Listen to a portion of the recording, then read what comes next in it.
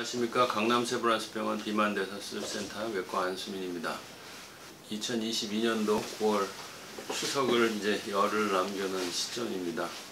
2022년 중반기를 지나면서 지금 현재 이 비만대사 수술과 관련된 이슈들이 무엇인지 한번 간추려보는 시간을 가지려 합니다.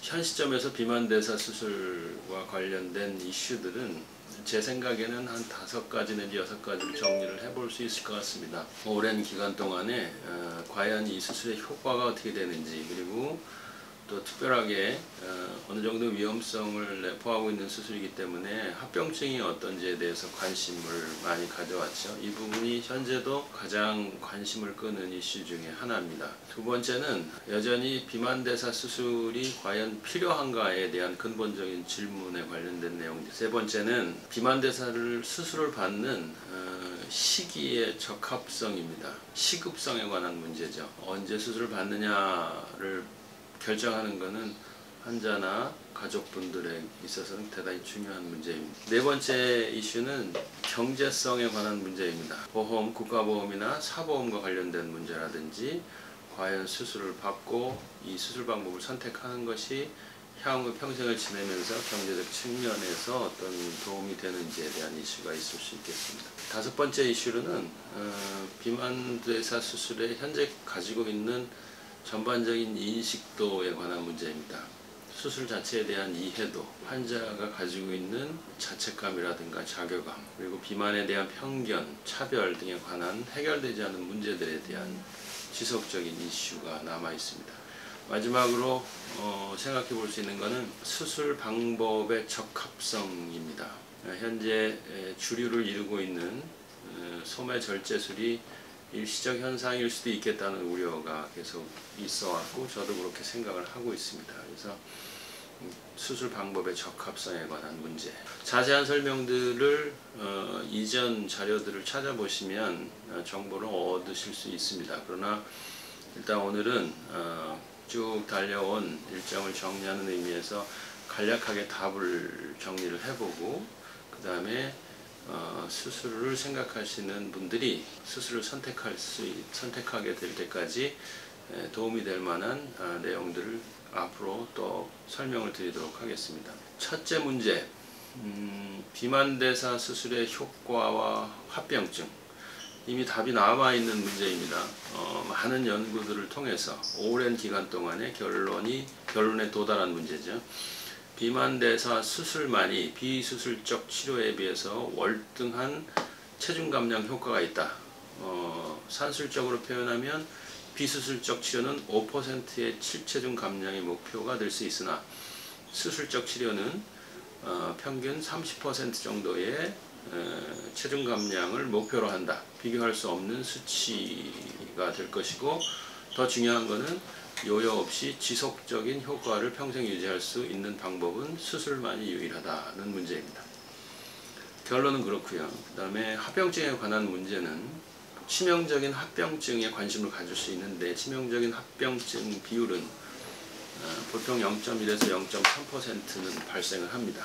그렇다고 해서 이 수술이 그렇게 용이한 수술이냐 그런 것은 아니고, 항상 드리는 말씀이지만 그동안의 많은 술기와 마취, 그리고 환자 관리 방법이 진화하면서 수술에 관련된 합병증을 줄인 아주 좋은 성과라고 이해하시면 되겠습니다. 두 번째는 수술의 필요성입니다. 남녀노소라는 관점에서 누구한테나 다 필요한 것인가? 남녀의 구분은 물론 없습니다.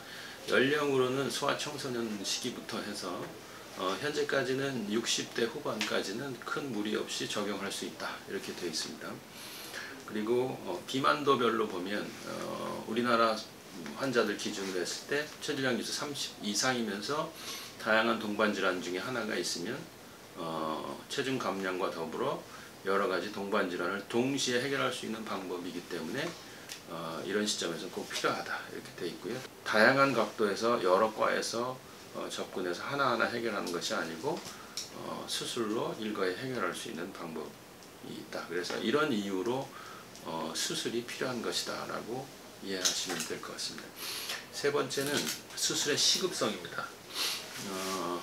수술을 꼭 지금 선택해야 되느냐, 또는 너무 이르냐, 아니면 이미 늦었느냐에 관련된 문제입니다.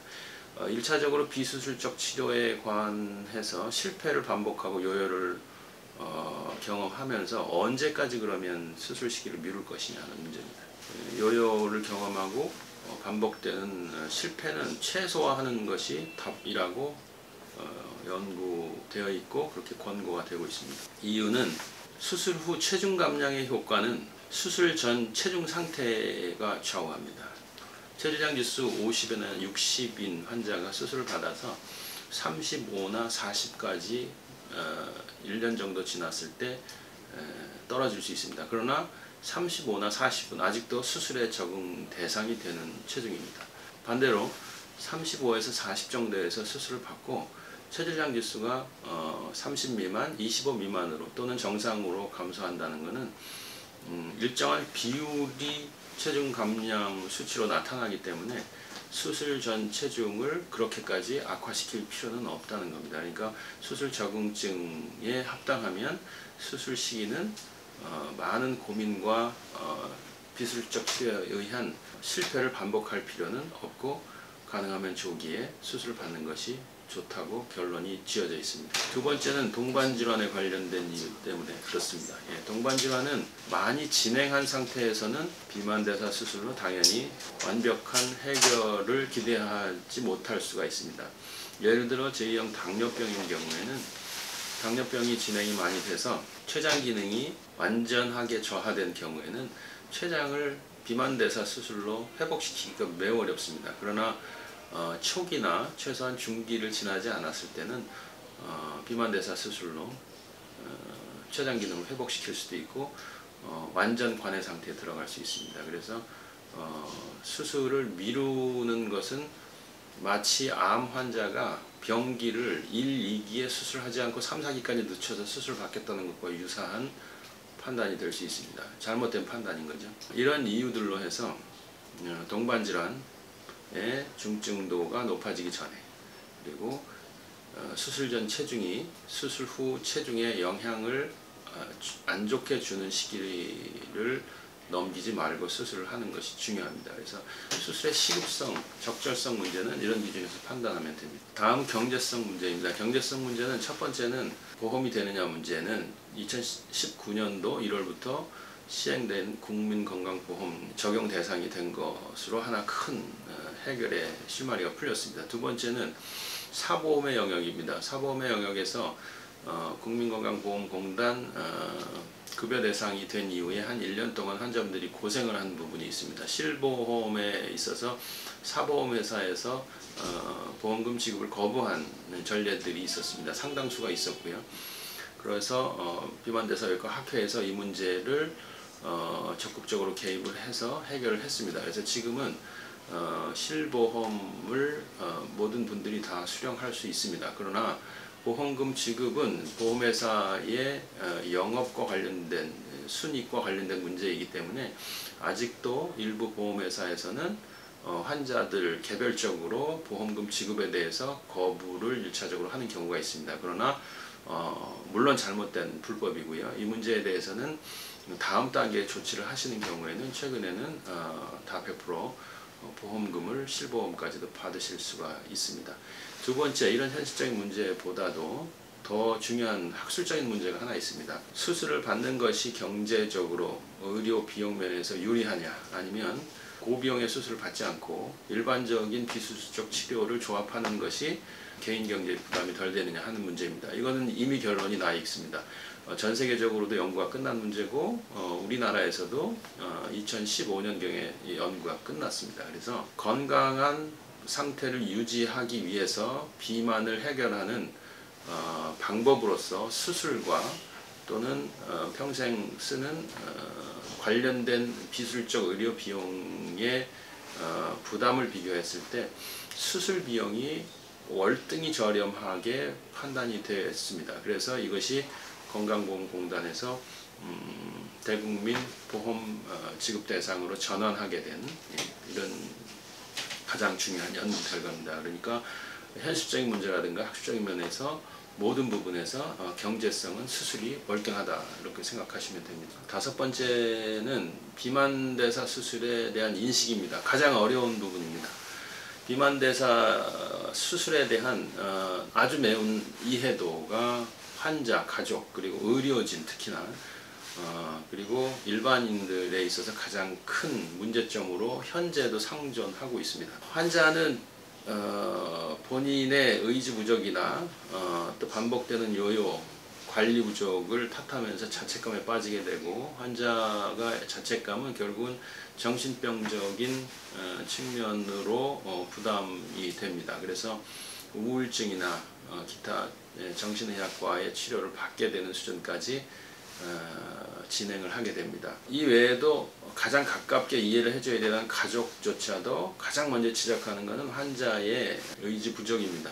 의료진의 상황도 그렇게 녹록치는 않습니다. 같은 수술을 하는 외과 의사 입장에서도 비만대사 수술에 관해서 정확히 이해하고 있는 것은 여러가지 설문조사 결과를 볼 때 아주 낮게 나오고 있습니다. 관련 과를 포함해서 동반질환을 치료하는 관련 과들을 포함해서 병원에서 근무하는 여러 의료진에 대한 인식도 설문조사는 2년에 한 번꼴로 계속 진행을 하고 있는데, 아주 약간씩의 긍정적인 변화들이 감지는 되고 있지만 전체적인 이해도는 매우 떨어집니다. 이 문제는 환자가 가장 이해도가 높습니다.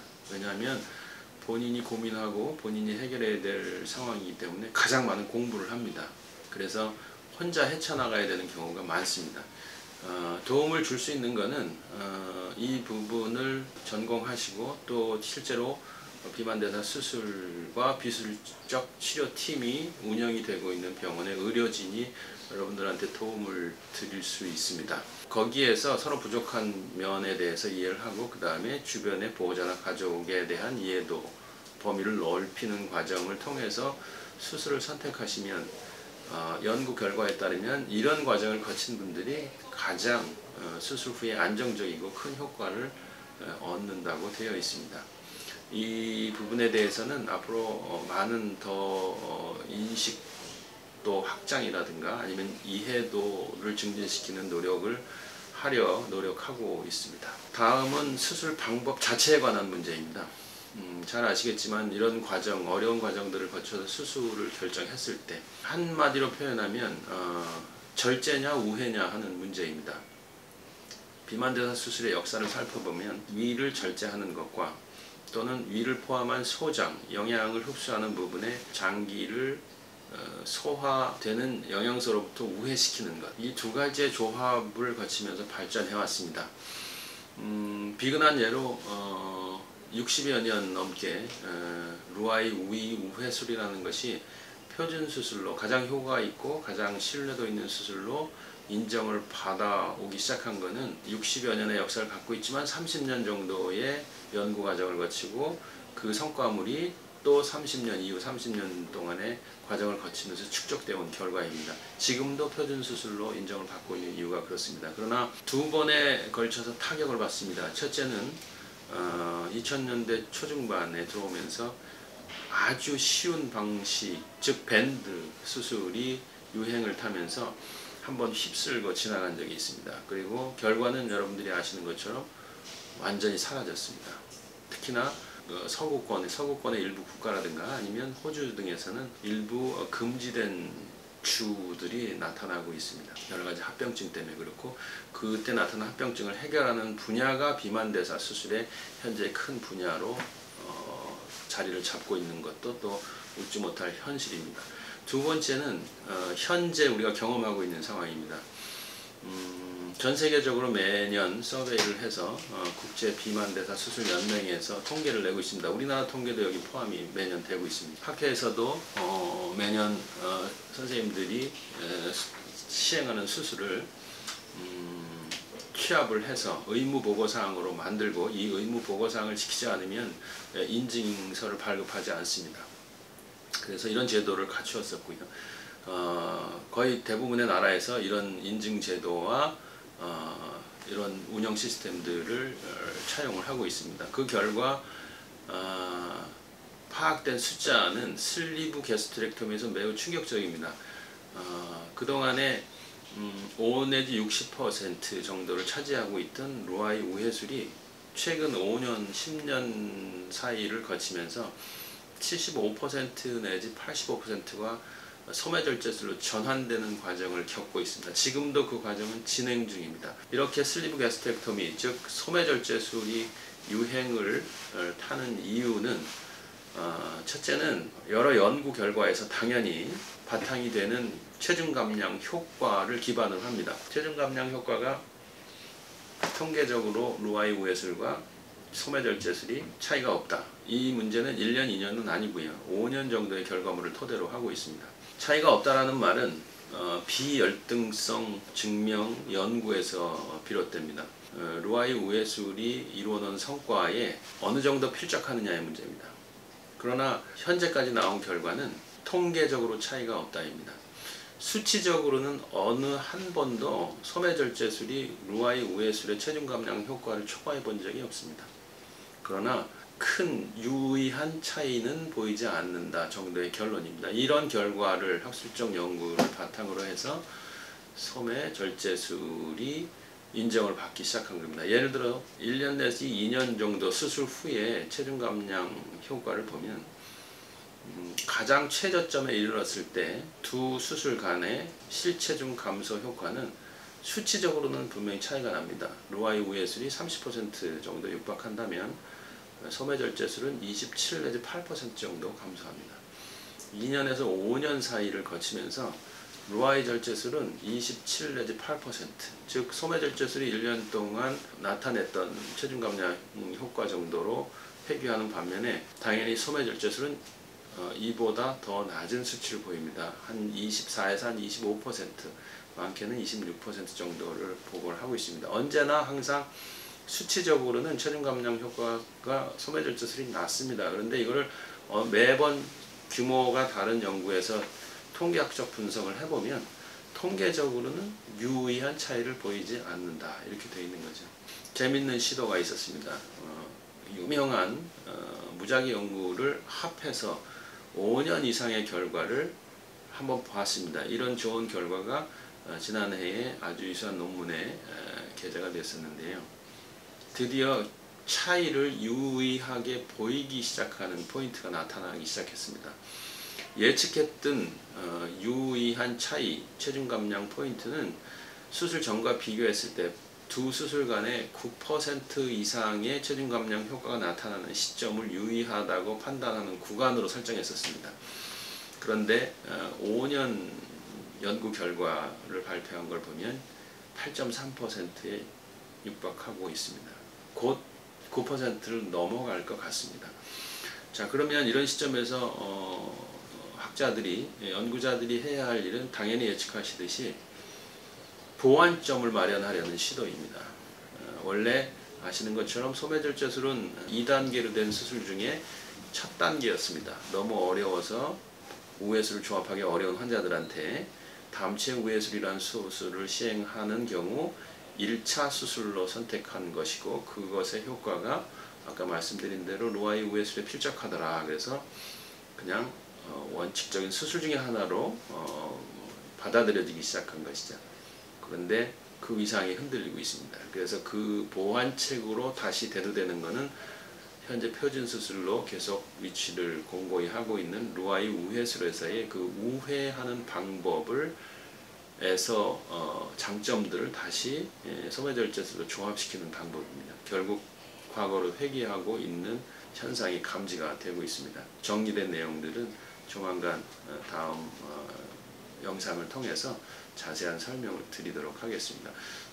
이런 이슈가 가장 지금 큰 연구 과제가 되고 있다는 얘기는 한동안 10여 년 이상 맹렬하게 치고 올라오던 소매절제술의 단점들이 나타나기 시작했다. 그리고 그 단점을 보완하기 위한 장치로 각광받고 있는 것이 다시 우회술을 조합하는 것이라고 볼 때 왜 60여 년 이상 루아이 우회술이 가장 신뢰받는 표준 수술로 정착해 왔는지를 보여주는 반증이라고 할 수 있을 것 같습니다.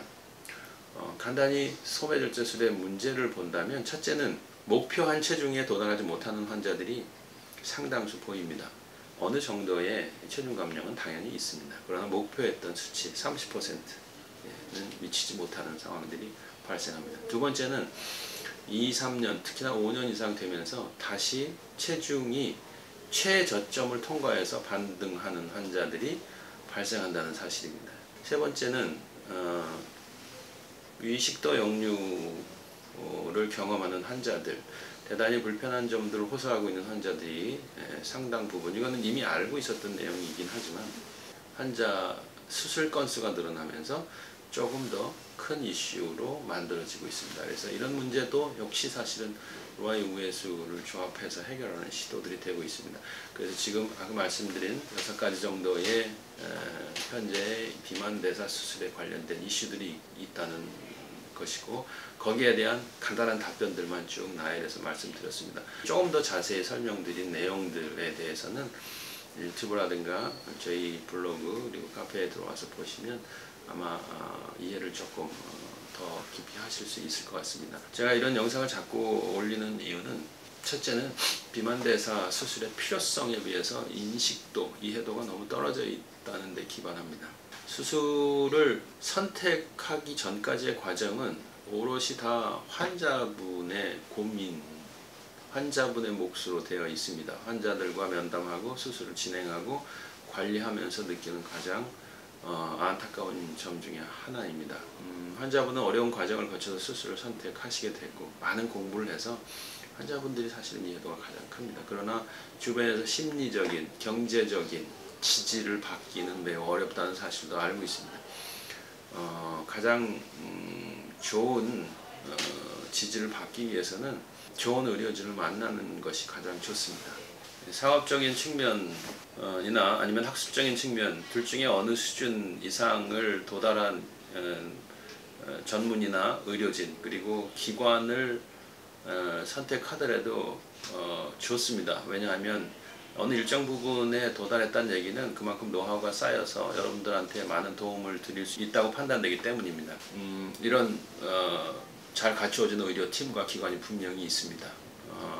앞으로 그렇게 지금까지 거쳐왔던 과정뿐만이 아니고 좋은 의료팀과 또 기관을 찾는데도 많은 노력을 해주신다면 분명히 여러분들과 같이 앞자리에 앉아서 눈빛을 맞춰주고 이해해 줄 수 있는 그런 의사가 있는 기관을 찾으실 수 있을 것이고, 그거보다 제가 더 강조하고 싶은 내용은 앞에 앉아서 여러분들의 고민을 들어주고 해결 방법을 찾아주는 것도 중요하지만, 여러분들과 같은 방향에, 같은 의자에, 같은 벤치에 앉아서 여러분들이 앞길 나갈 수 있는, 앞으로 여러분들 인생을 바꿀 수 있는 그런 앞길을 같이 같은 시각에서 봐줄 수 있는, 거기까지 봐줄 수 있는 의사를 꼭 만나시기를 바라겠습니다.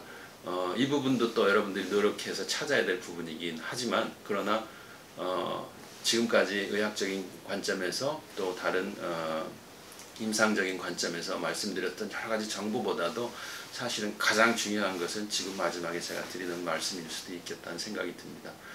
다음에는 오늘 말씀드린 이런 간단하게 간추린 그런 이슈에 관한 결론들 보다 조금 더 깊이 들어간 내용들을 세세하게 설명드릴 수 있는 짧은 영상들을 계속해서 만들어서 공유하도록 하겠습니다. 감사합니다.